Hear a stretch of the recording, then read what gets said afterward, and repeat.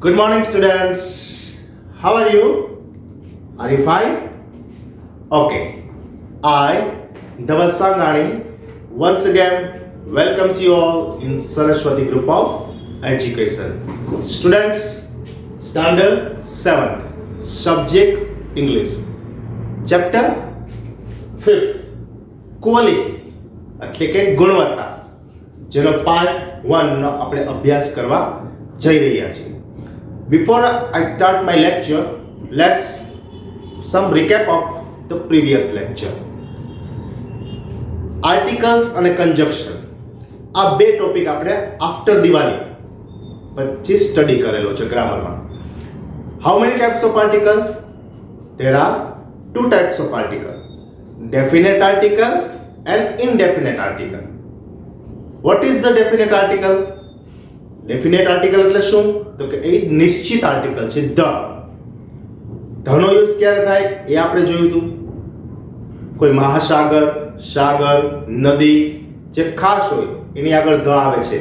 The Ganga, the Himalayas etcetera. ત્યારબાદ આપણે second use જોયો તો વર્તમાન પત્ર, ન્યૂઝપેપર, ધ ગુજરાત સમાચાર, ધ સંદેશ, the Divya Bhaskar, the times of India વગેરે. ત્યારબાદ આપણે જોયું હતું કે કોઈ કન્ટ્રી હોય એના નામની આગળ આવે ધ ઓસ્ટ્રેલિયા, ધ ઇન્ડિયા. ત્યારબાદ એ પણ જોયું હતું કે એક વખત એક વચનમાં એ વસ્તુની વાત થઈ ગઈ હોય. For example, this is a marker, તો ધીસ ઇઝ અ માર્કર, આ માર્કર છે. બ્લેન્ક્સ, માર્કર ઇઝ બ્લેક, તો આપણે બ્લેન્ક્સમાં શું મૂકશું? The marker is black. શું કામે? કારણ કે આ માર્કરની વાત આગળના સેન્ટેન્સમાં થઈ ગઈ છે. શું કે આ માર્કર છે ને એ જ માર્કર કાઢી છે, એટલે આ નિશ્ચિત થઈ ગઈ કે આ જ માર્કરની અત્યારે વાત કરી રહ્યા છીએ આપણે, એટલે આગળ ધ આવે. આર્ટિકલ એનો ઉપયોગ તો કે એકવચન જાતિવાચક નામની આગળ આપણે જોયું હતું. તો કે એકવચન જાતિવાચક નામની આગળ આર્ટિકલ એ કઈ રીતે ઉપયોગમાં આવે? તો કે કોન્સોનન્ટ હોય એટલે કે એ, ઈ, આઈ, ઓ, યુ સિવાયના જે શબ્દો હોય એની આગળ આર્ટિકલ એ મુકાય છે. A book, a boy, a girl etcetera. જાતિવાચક નામની આગળ આર્ટિકલ એન નો ઉપયોગ ક્યારે થાય છે? તો કે આર્ટિકલ એન નો ઉપયોગ એકવચન જાતિવાચક નામની આગળ પણ જ્યારે એનું વોવલ સ્વરૂપ હોય, એ, ઈ, આઈ, ઓ, યુ થી સ્પેલિંગ શરૂ થતો હોય અને એનું ઉચ્ચારણ અ, આ, ઈ, ઉ ગુજરાતી સ્વર પ્રમાણે થતું હોય તો આર્ટિકલ એન મૂકવામાં આવે છે. ફોર એક્ઝામ્પલ, એન અમ્બ્રેલા, તો યુ થી સ્પેલિંગ ચાલુ થાય છે ત્યારે આર્ટિકલ એન મૂકો. પણ યુનિફોર્મ સ્પેલિંગ યુ થી જ શરૂ થાય છે પણ એનું આગળ શું છે? યુ છે. શું છે? એનું ઉચ્ચારણ ય થાય છે, અ નથી થતું. અમ્બ્રેલા તો અ થાય છે, યુનિફોર્મમાં યુ ય થાય છે, યતિશનો ય, તો આર્ટિકલ એ આવશે. આ એક સામાન્ય વાત થઈ આપણે. ત્યારબાદ આપણે જોઈએ તો કન્જંક્શન, સંયોજકો, કે બે શબ્દોને જોડતા વાક્યને સંયોજક કહેવાય છે, શબ્દને સંયોજક કહેવાય છે. And, or, but, otherwise, neither nor, either or, so, that, આ બધા કન્જંક્શનનો આપણે ટર્ન બાય ટર્ન અભ્યાસ કરી ચૂક્યા છીએ. ઇફ, એન્ડ ક્યારે? તો કે એન્ડ છે તો કે Sachin is A cricketer, Sehwag is A cricketer. તો કે સચિન ક્રિકેટર છે, સહેવાગ ક્રિકેટર છે. બંને વાક્યો અત્યારે જુદા છે, એને આપણે કમ્બાઈન કરવા છે, ભેગા કરવા છે, તો એન્ડ વડે જોડશું. સચિન એન્ડ સહેવાગ ઇઝ નું શું થઈ જશે? કારણ કે બે વખત થઈ ગયા એટલે ઇઝ નું are. Sachin and Sehwag are ક્રિકેટનું ક્રિકેટર્સ. સચિન અને સહેવાગ ક્રિકેટરો છે. તો વિદ્યાર્થી મિત્રો, આ થઈ આપણી રિકેપની વાત. હવે આપણે આપણા મેન ચેપ્ટર તરફ આવીએ છીએ. ચેપ્ટર નંબર 5 કયું છે? ક્વોલિટી. ક્વોલિટી એટલે ગુણવત્તા. ક્વોલિટીનો મીનિંગ શું થશે? ગુણવત્તા. તો એના વિશે આપણે વાત કરવાની છે. જેના ઓથર છે જ્હોન ગ્લેસવર્થ. કોણ છે એના ઓથર? જ્હોન ગ્લેસવર્થ. જેનો ઇન્ટ્રોડક્શન છે, થોડુંક શોર્ટ ઇન્ટ્રોડક્શન છે. તો કે જ્હોન ગ્લેસવર્થનું બોર્ન એટલે કે જન્મ ક્યાં થયો હતો? તો કે જ્હોન ગ્લેસવર્થનો જન્મ 14 ઓગસ્ટ 1867 ના રોજ થયો હતો ઇંગ્લેન્ડમાં. જ્હોન ગ્લેસવર્થ ક્યાં જન્મ્યા છે? તો કે 14 ઓગસ્ટ 1867 ના રોજ. એનું મૃત્યુ 31 જાન્યુઆરી 1933, એટલે ઓલમોસ્ટ 66 યર્સ તે જીવ્યા. એના પ્લેસ એટલે રમત નહીં, આ પ્લેસનો મતલબ થશે નાટકો.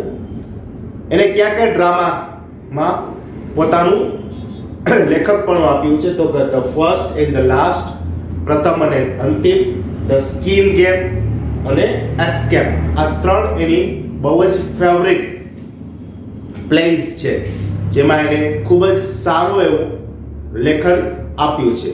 વિદ્યાર્થી મિત્રો, આજે આપણે જે અભ્યાસ કરવાના છે ચેપ્ટર 5 પાર્ટ 1 માં આપણે પેજ નંબર 71 ટુ 73, એટલે કે પેજ નંબર 71, પેજ નંબર 72 અને પેજ નંબર 73 ની આપણે માહિતી મેળવવાના છીએ, એનું સ્ટડી કરવાના છીએ.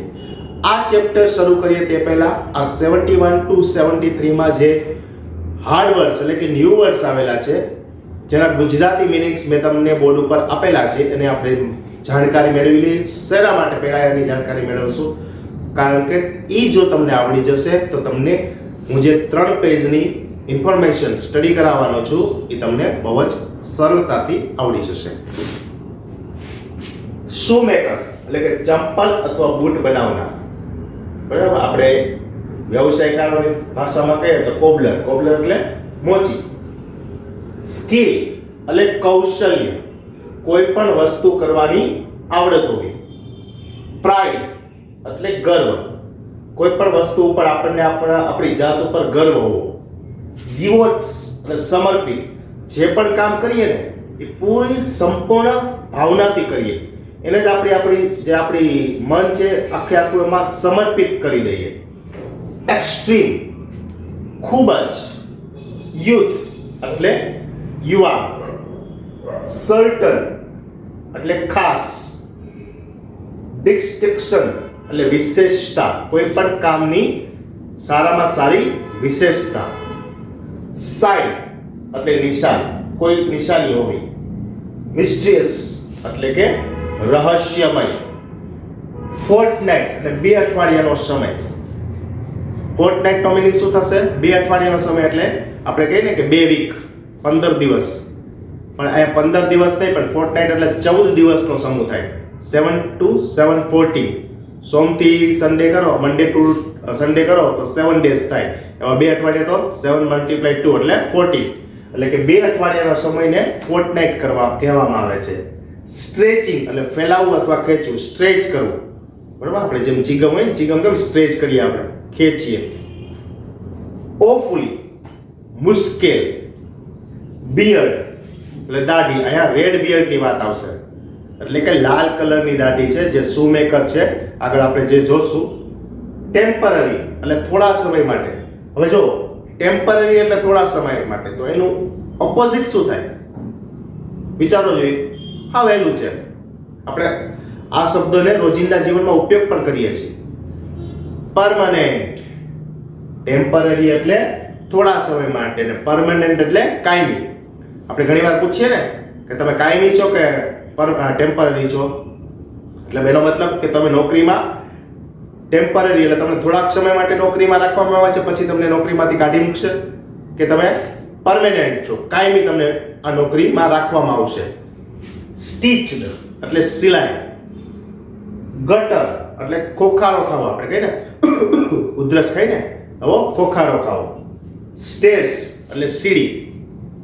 બ્લિંકિંગ એટલે આંખો ઝબકવી, આંખોના પલકારા મારવા. રિટાયરિંગ એટલે એકલું. પોર્શન એટલે ભાગ, જેને આપણે સેક્શન પણ કહીએ, વિભાગ, બરોબર. આ તમારો પોર્શન છે, આ તમારો પોર્શન છે, એટલે આ તમારો ભાગ છે, આ તમારો ભાગ છે. ભાગ એટલે અલગ અલગ ડિવાઈડ કરેલા જગ્યા. એડમાયર એટલે કે પ્રશંસા. તો now students, let's move to page number 71, chapter 5 quality. Quality જે હેડિંગ છે એની ઉપર બિફોર યુ રીડ એવું હેડિંગ આપેલું છે. આપણે પહેલા એની થોડીક જાણકારી મેળવી લઈએ. Can a shoemaker be called an artist? શું શૂમેકર એટલે કે ચંપલ બનાવનાર જે વ્યક્તિ છે એને આર્ટિસ્ટ એટલે ચિત્રકાર કહી શકાય? Yes, if he has the same skill and pride in his trade as any other artist. Yes, if he has the same skill and pride in his trade as any other artist. અહીંયા કલાકાર, અહીંયા artist એટલે કલાકારની વાત થઈ છે. તો જે ચિત્રકાર છે એ જે પોતાની કલામાં નિપુણ હોય છે એ જ રીતે આ શૂમેકરને આપણે આર્ટિસ્ટ કહી શકીએ, એક કલાકાર કહી શકીએ. હા, કહી શકીએ. ક્યારે? જ્યારે તે પોતાની કલામાં પૂરેપૂરો નિપુણ હોય તો આપણે એને કલાકાર કહી શકીએ. And the same respect for its too, અને એને પોતાના જે બિઝનેસ છે, ટ્રેડ, વેપાર, એના ઉપર ગર્વ હોવો જોઈએ. Mister Gessler, a German shoemaker settled in London, is a perfect artist. Mister Glester, આ જે શૂમેકર જે પાર્ટ છે ને એમાંથી એક પાત્રનું નામ છે. મિસ્ટર ગેસલર, અ જર્મન શૂમેકર, એક જર્મન હોય છે શૂમેકર, ચંપલ બનાવનાર હોય છે, સેટલડ ઇન લંડન, જે લંડનમાં સ્થાયી, સેટલ એટલે નિવાસ કરવો, સ્થાયી થવું, is a perfect artist. Perfect એટલે સંપૂર્ણ કલાકાર હતા. Read this story to see how he devotes his life to his art. આ સ્ટોરી હવે વાંચો અને કઈ રીતે આ ગ્લેસ્ટરે પોતાનું જે લાઈફ છે, જીવન છે, એ આ ચંપલ બનાવવામાં, જૂતા બનાવવામાં સમર્પિત કર્યું, એનું તમે માહિતી મેળવો. Now move to first paragraph. I knew him from the days of my extreme youth because he made my father's boots. હું આજે શૂમેકર હતો. કોણ શૂમેકર હતો? મિસ્ટર ગેસલર. મિસ્ટર ગેસલર જે શૂમેકર, ચંપલ બનાવનાર હતો, એને હું મારા નાનપણથી, હું જ્યારે ખૂબ જ યુવાન હતો ત્યારથી ઓળખું છું, કારણ કે તે મારા પિતાજીના બૂટ, ચંપલ બનાવતો હતો. He lived with his elder brother in his shop, which was in a small by street in a fashionable part of London. લંડનની એક ખૂબ જ સાંકડી પણ ફેશનેબલ જે શેરી હતી, એમાં એને પોતાના મોટા ભાઈ, એલ્ડર બ્રધર, મોટા ભાઈ સાથે દુકાને હતી, એમાં આ મિસ્ટર ગ્લેસ્ટર બેસતા હતા. The shop had a certain quite distinction. Certain એટલે ચોક્કસ, distinction એટલે વિશેષતા. આ દુકાનની ખાસ વિશેષતા હતી. શું વિશેષતા હતી? There was no sign upon it other than the name of Glacier Brothers. બે ભાઈઓના નામ સિવાય કોઈ નિશાની, કોઈ જાહેરાત કરવામાં આવી નહોતી ઈ શોપની. And in the window a few pairs of boots, અને બારીમાં થોડીક ચંપલોની જોડ પડેલી હતી. He made only what was ordered. આ બે ભાઈઓ શું બનાવતા? ચંપલ ને બૂટ બનાવતા, પણ કેવા ઓર્ડર આપે ને એને જ બનાવીને આપી દેતા. And what he made never failed to fit.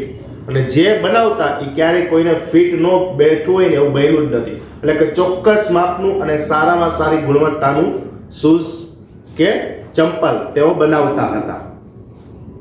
To make boots, such boots as he made seemed to me then and still seems to me. પહેલા પણ મને એવું લાગતું હતું અને અત્યારે પણ મને એવું લાગે છે કે મિસ્ટિયસ અને વન્ડરફુલ, કે એ જે બૂટો બનાવે છે ને એ પહેલા પણ મને રહસ્યમય લાગતા, એમાં આશ્ચર્ય થતું, અને અત્યારે પણ મને એ વાતનું આશ્ચર્ય અને રહસ્ય થાય છે. Now move to next paragraph. I remember well my shy remarks one day while stretching out to him my youthful foot. એક દિવસ એને મારા ચંપલ બનાવવા માટે મારા પગને ખેંચ્યો. શું કામે? માપ લેવા માટે. તો મને શું થયું? સાય, શરમ અનુભવ્યો હું. Isn't it awfully hard to do? આવું કરવું ખૂબ જ મુશ્કેલ હોય છે મિસ્ટર ગ્લેશર. મેં ગ્લેશરને પ્રશ્ન પૂછ્યો. And his answer, given with a sudden smile from out of the redness of his beard, it is an art. આ એક કળા છે. એને થોડું પોતાની લાલ દાઢીમાં હાસ્ય નિરૂપ કર્યું અને પછી કહે છે કે આ એક કળા છે. It is an art. It was not possible to go to him very often. His boots lasted terribly. એની પાસે વારંવાર જવાનું નહોતું થતું કારણ કે એના બૂટ છે ને એ એટલા બધા મજબૂત હતા કે માંડ માંડ તૂટતા. Having something beyond the temporary. Temporary એટલે હમણાં જ મેં કીધું હતું ને પરમાનન્ટનું ઓપોઝિટ, કાયમી ન હોય એવું. Some essence of boots stitched into them. One went in not as into most shop but restfully as on enters a church and sitting on the single wooden chair. કોઈ ચર્ચમાં જઈ અને sitting on a wooden chair, લાકડાની chair ઉપર બેઠા હોય, ખુરશી ઉપર બેઠા હોય, વેટેડ અને રાહ જોતા હોય. અ ગ્લટર્ડ સાઉન્ડ એટલે ખોખારો ખાતો અવાજ, and the tip tap of his slippers, ચંપલનો સ્લીપરનો જે અવાજ છે, beating in the narrow wooden stairs, અને જે લાકડાની બીટિંગ એટલે ભટકાય છે ક્યાં, લાકડાની જે સીડી છે એમાં. And he would stand before one without coat, તે કોટ પહેર્યા વગર ઊભા હોય છે. અ લિટલ બેન્ડ, થોડાક વાંકા વળેલા હોય છે. એન્ડ લેધર એપ્રન એટલે આપણે કંઈ રસોઈ બનાવીને મમ્મી ન પહેરતું હોય એપ્રન, એ રીતે એને લેધર એપ્રન પહેરેલું હોય છે. વિથ સ્લીવ્સ ટર્ન બેક, જેમાં બાયો ચડાવેલી હોય છે. બ્લિંકિંગ, એની આંખો ઝબકતી હોય છે. એઝ ઇટ અવર્કને from some dream of boots, એ કોઈ બૂટ બનાવવાના ડ્રીમ એટલે સ્વપ્નમાંથી તે જાગ્યા હોય ને એ રીતે. એન્ડ આઈ વુડ સે, અને મેં કીધું, how do you do mister Glesser, કેમ છો, મજામાં? Could you make me a pair of Russian leather boots, મને રશિયન લેધર બૂટ્સ જોઈએ છે, તમે મને બનાવી આપશો? Without a word he would leave me retiring, કાંઈ પણ શબ્દ બોલ્યા વગર તે મને એકલો છોડીને ચાલ્યા ગયા. હી કેમ, તેઓ ફરીવાર આવ્યા. Or into the other portion of the shop, અને દુકાનના બીજા ભાગમાં of the shop. And I would continue to rest in the wooden chair inhaling the incense of his trade, અને હું કન્ટિન્યુ વુડન ચેર ઉપર બેઠો રહ્યો. એને જે બિઝનેસ હતો, ટ્રેડ એટલે વેપાર, લેધરનો, બૂટ બનાવવાનો, ચંપલ બનાવવાનો, એની જે સુગંધ હતી એને હું માણતો હતો. સૂન હી વુડ કમ બેક, તેઓ ફરીવાર આવ્યા. Holding in his hand a piece of gold brown leather, એના હાથમાં ગોલ્ડ બ્રાઉન કલરનું લેધર હતું, એનો ટુકડો હતો. With eyes fixed on it he would remark, એની આંખો એના ઉપર જ નોંધાયેલી હતી. What a beautiful biece, biece German શબ્દ છે, અહીંયા પીસ વાંચવાનું છે, કેવું સુંદર પીસ છે.